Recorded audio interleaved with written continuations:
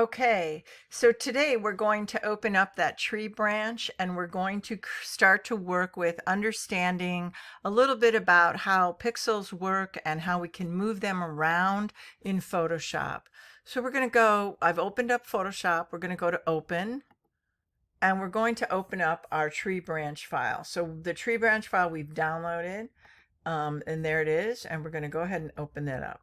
So there it is. It opens up in Photoshop, and we can see if we look on the right hand side that there's a lock. So what that lock is telling us is that this is a JPEG file, and if I look at it, I could see that it is a JPEG file. We can tell that the file is in RGB, and that there it says JPEG right up at the top. So I'm going to go ahead and click that lock. Oops, cancel. And when I click that lock, you'll notice that it is now editable in Photoshop. So it's still a JPEG file until I save it otherwise, but for the most part, it is editable in Photoshop. So what I want to do is I want to show you some of the different things that, to kind of understand the way that Photoshop works. So what I'm going to do is select some pixels here. So if I go here and I select some pixels, you can see that the pixels that I have are very different. Like this is more of a gray, this has got black, there's some white in here, and so on. So if I go up to my window and I go to what's called the histogram over here, I'm going to drag it out and I'm going to make it bigger, hopefully. I'd like to make it bigger. Or not. There we go, expanded view. I can see that a lot of what I'm looking at are in all different areas. So I have like RGB, I have red, green, and blue. Those are my channels. I'm going to go to RGB. And so I can see that everything's sort of isolated into one spot, and there's a little bit of lighter colors in here. So what I want to do to kind of show you the difference of how this all could work is I'm going to deselect. So Command D, deselect, and I'm going to go to my file and to my image, and I'm going to go to my image mode. And right now it's an RGB. I'm going to make it grayscale. So when I do that, I'm discarding all of the color in the image. Notice how my histogram changed. So what I see now is just my grayscale image, and I can see that my dispersion of these pixels are displaced all across the histogram. So what is a histogram? So the way that Photoshop was originally created was that it was set up on this idea of 256 shades of gray. So if we go back to like Ansel Adams and talk about his zone system, he started with 10 shades of gray. And we can look that up online. Here, let me go ahead and do that really quickly. I'm going to just go online and I'm just going to look up real fast to show you what is Ansel Adams zone system. And here we can see images of Ansel Adams zone system. So 0 was black, and we go all the way to 10. So 1, 2, 3, 4, 5, 6, 7, 8, 9, 10 is white. And then everything goes accordingly. So when they built, and here we can go back, this is a photographic technique that helps photographers exposure and capture a tonal range for their images. It was developed over 80 years ago, and it's always used in photographs. So when the guys who invented, Thomas Knoll, when they invented Photoshop, we can say, how is Photoshop similar to Ansel Adams zone system? Ansel Adams was a great photographer. So what they did was they literally, I don't know how much it's going to tell us here, but what they did was they took this idea of the 10 shades of gray and turned it into 256 shades of gray. I'm going to actually minimize that, 256 shades of gray. So imagine this is a giant checkerboard of pixels, and we can do that by, if we click on here and we zoom in, see all our pixels? So the more I zoom, the more I can see where the different colors are in those shades of gray. So if I want to pick a certain shade, like I go take my magic wand and I pick this one, see how it picks everything within a range of that? So I have a tolerance level set up here. I set it at 10. So if I set this to 1, watch what happens. I'm going to do it again. It just picks 1 pixel. So because these ones around it are slightly different. Now notice I have it set at point sample. So what if I go to 3 by 3? Now let's do it. So now it picks everything within a 3 pixel range. Now if I change my tolerance again, let's change it back to, let's say 6. So see how it's getting more pixels? So if I want to add to this selection, I hold Shift, and notice that now my magic wand has a little plus sign on it. And if I click on things next to it, it'll add that until eventually the only thing I don't have is pretty much that tree, because that tree is so different than the background. Let's Command 0 and let's see if we can get out all the way out.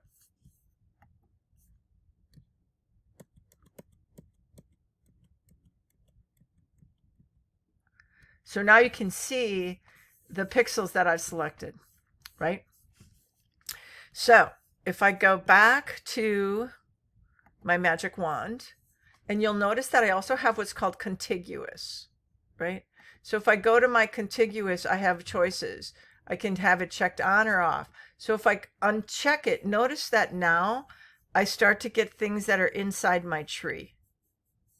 So what's happening here is that when it's on contiguous, it stops. It should stop when I hit my tree. There we go. So see how it stops kind of because it's so different. And if I hold my Shift key, I can just keep adding. Watch if I click and drag. See how I'm starting to get all the way around my tree?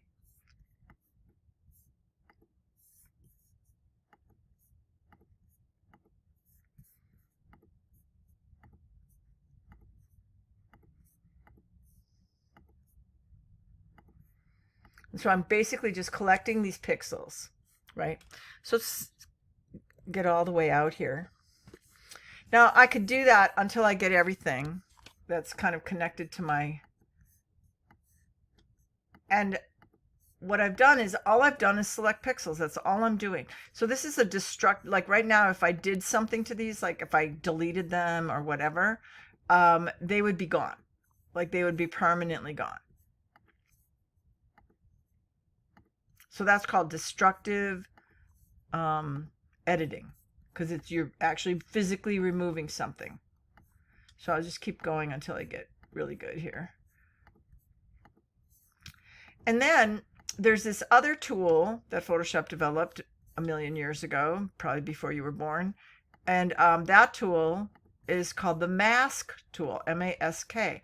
So the mask tool comes out of the genre of watercolor. So if you ever like watch people do watercolor and see how beautiful their watercolors are, but you know that watercolors are, when on paper, they get very absorbent and they kind of spread. So how do you keep them from spreading, right? That's the thing.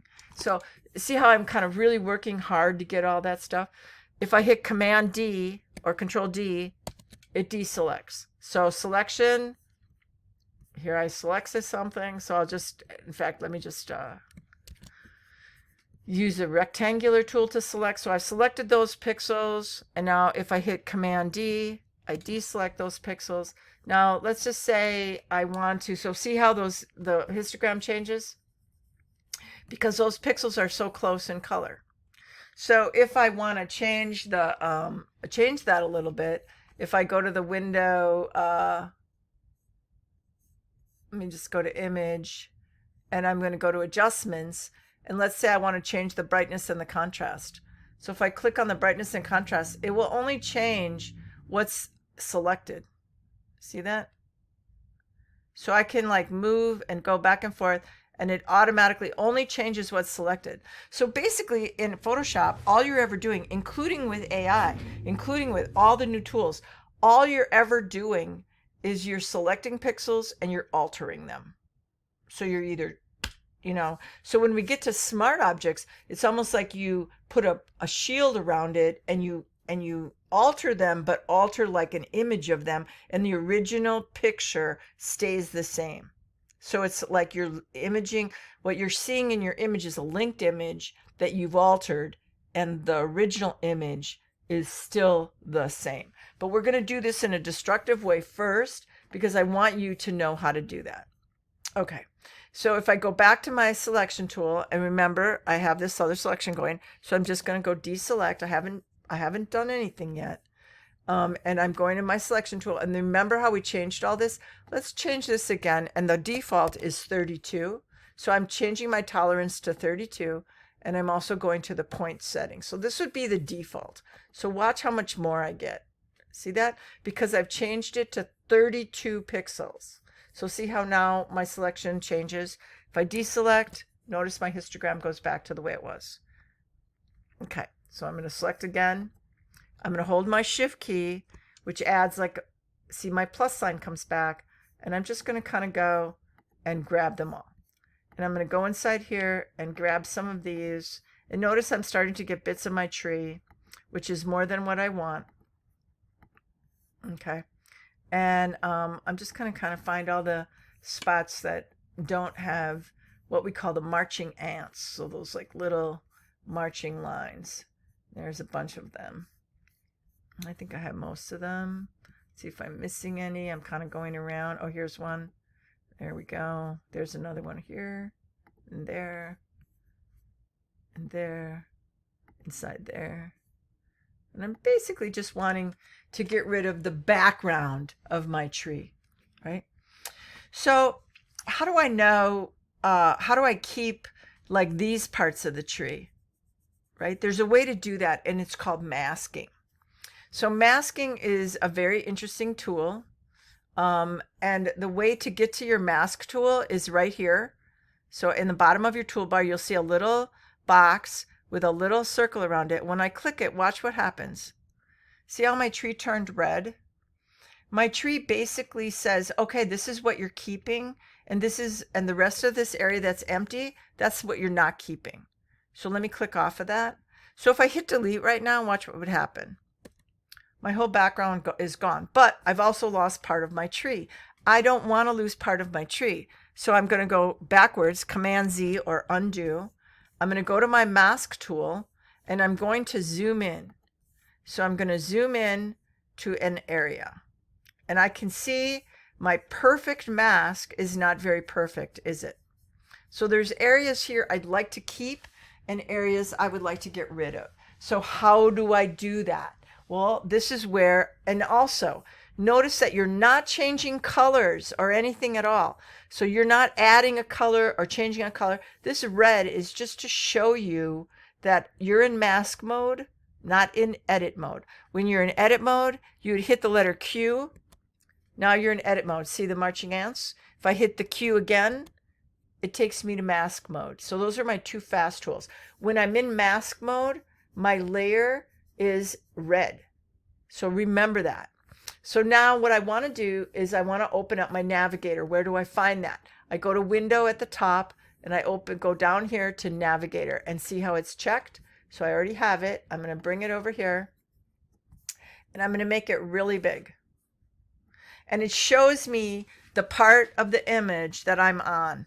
So see how if I drag this down, I can kind of scroll it around, and I can see all the stuff. So there I can see there's a bunch of tree parts I want to keep, isn't there?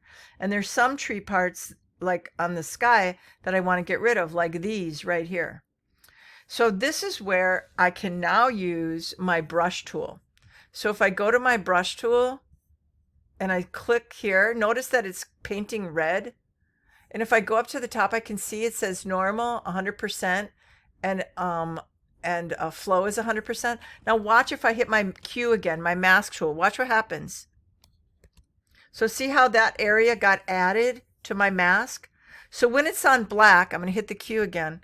When it's on black, you add. When it's on white, you take away. So if I hit the white and I start doing this, I can easily start to come in and use my pen or my trackpad or my mouse, and I can start to delete all the parts that I don't want.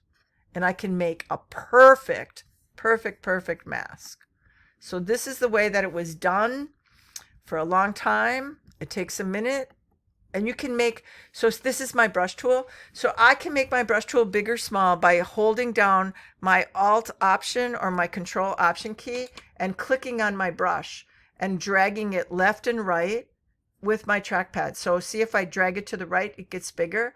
If I drag it to the left, and I'm not letting go of my Control Option. So when my Control Option is highlighted, I see the brush, I click with my thumb, and I drag with my forefinger. If I go up, I can make my brush soft. If I go down, I can make my brush harder. So if I want a soft edge on something, right, I can do that. So I'm going to go ahead and click. See how it didn't go all away right away? I can move this guy over so it's out of my way. See how I didn't get that whole thing? So if I hold Control Option and go up, down, I get this very hard and very small, and then I can kind of come over and I can just really erase all this stuff. So this is just, it's not erasing it. It's just changing my mask, my mask, my mask, right? And so let's say I want to add a little of the edge of the tree there. I feel like, oh, that's going to look weird. So if I hit my X, watch over here, it changes black to white. X again, changes back. So if I want to add, I want to be in black. So I'm going to go here and I'm going to add.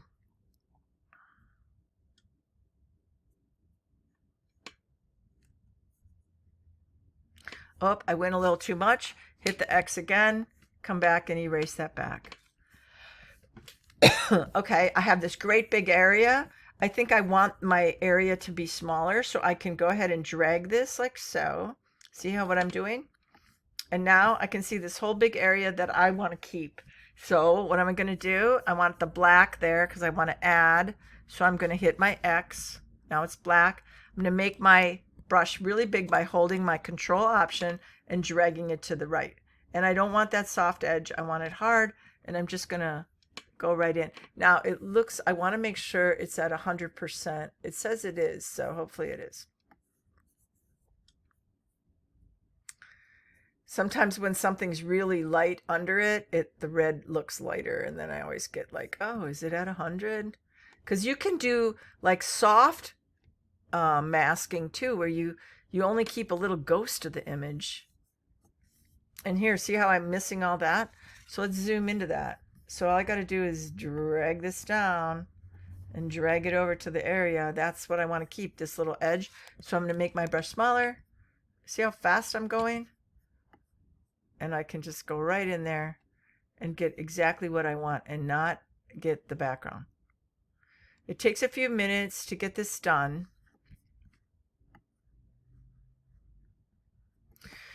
This works really well if you have hit my X, get rid of that little dot.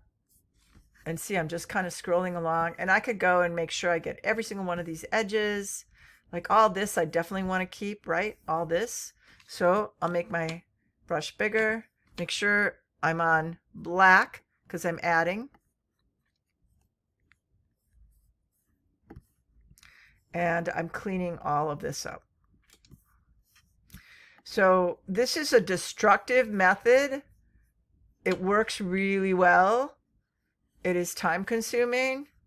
So you can do this mask method in the non-destruct as well, but I want you to do it this way so you see exactly how it works in a very rudimentary way.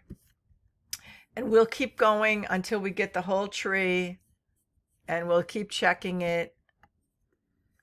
And so how do I check it again? I get out of the letter I get out of the mask mode and I go into edit mode. So mask mode is by using the Q back. Now I can see, oh, look at that. I'm missing all this. All right, let's get that. Hit the letter Q. There, I got it. See how I did that? Too much over here. Make my brush smaller and go ahead and hit the letter X so I make sure I'm in white and delete. Right? And so I would keep doing that, Command 0, until I get the whole thing done. And I kind of got this area nice and cleaned up, but I would go through and get all of this cleaned up. And then when I'm completely done, what I want you to do is I want you to hit, go back to the edit mode, letter Q, and let's just say, for example, that you want to work on it, but now you're tired and you want to go do something else. So that means that you can't keep working on it, but you don't want to lose all the work that you did. So there's a way to do that. That's very simple. And that is by using your paths.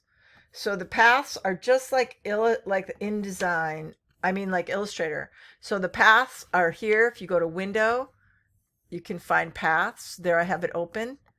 And what I can do is I can make a work path. So remember that in all of the palettes, so remember these are tools on our left in our toolbar.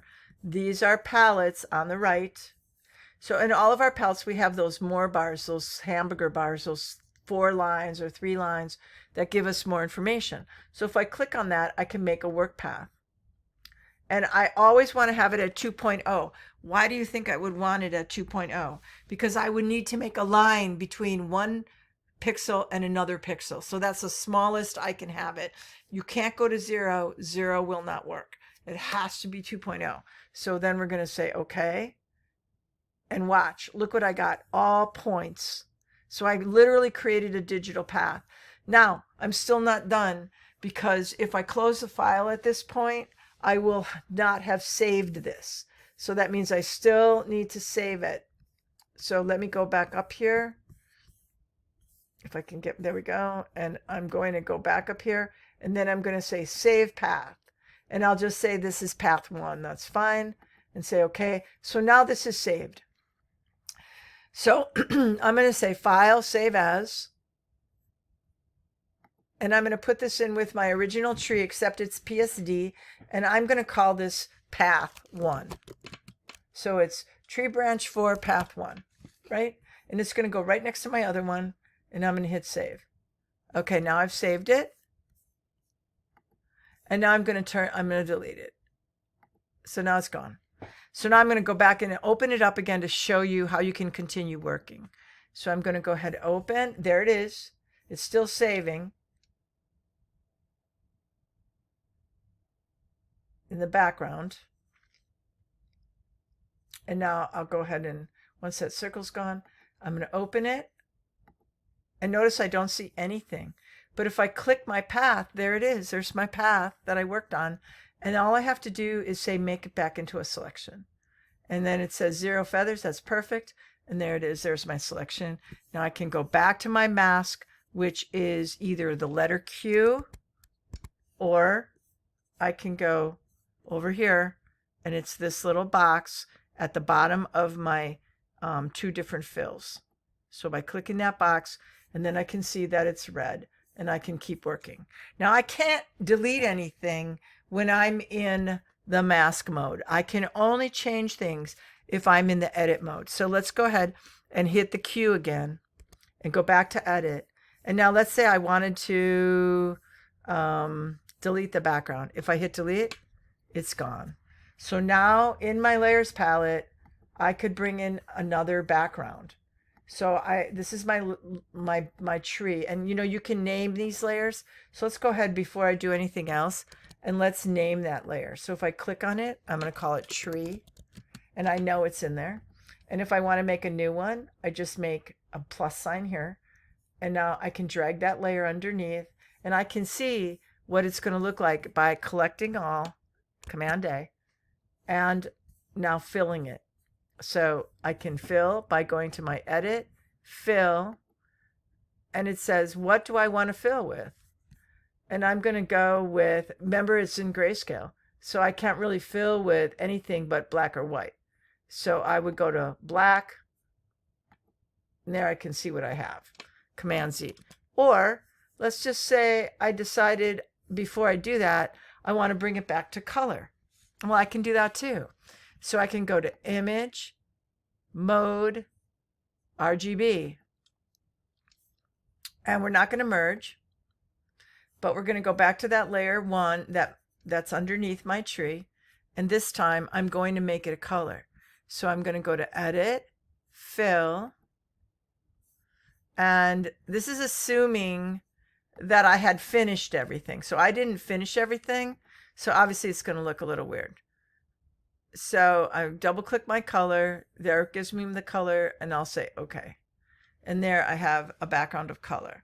So that's what you're going to hand in for your rough draft tree, so that I can see how well you did the mask. All right. Also, Illustrator now has unlimited Command Z's. So if I hit Command Z and Command Z and Command Z, I should be able to go all the way to the original without my deleting, I hope. Maybe. There it is. So there's my deleted area. The other way that you can do that is to go into your history. So if you go to Window, History, History shows you everything that you've done. So see all the stuff that I got rid of? It went all the way back to my mask. But here's my color. So these are different states. So if I go here, see how it's deleted now? And if I go there, it goes back to my color. If I click up here, it goes back to my edit where I was. If I want to get rid of all these other states that I don't like, I can click on them and, delete them in the garbage can. Another thing that I can do that's really important in Photoshop for this history is that if I go up to this one, what is where I want to keep it, I can take a picture. See that? So I can take a photograph of that, and it tells me this is snapshot 1. And I can even change that and say background still in. So I know that that's the state that has the background still in. So now if I go over to here, there's my fill. But if I go up to this one, it takes me directly back to that original state. So I am not hitting delete. Now, if I close this file, again, like I did before, we're just going to close it, and we're going to hit save. Okay. And then I'm going to go back and open it again. And hopefully it's saving. Cancel. Or not. There it is. There, and I open it. And there it is like it was. And now if I hit my path and I go to make selection, it's still there, right? So I say okay. And now if I go to window, history, sorry, not win. And so I go to window and then history. Notice that my snapshot is gone, and so is my entire history. So once you close your file, all of your history disappears. So that is why it is important to make a path. Because if you don't, all that work will go away. Okay. So hopefully this is a good start. Watch the video again. Work on trying to, get it to the point of, where you can delete the whole background, but still maintain your entire tree. And that's what we want to have done by Thursday. We want to try to get our tree all set up and then go ahead and delete the background. All right, that's it. And thanks. And I hope you enjoyed this video and that it makes a lot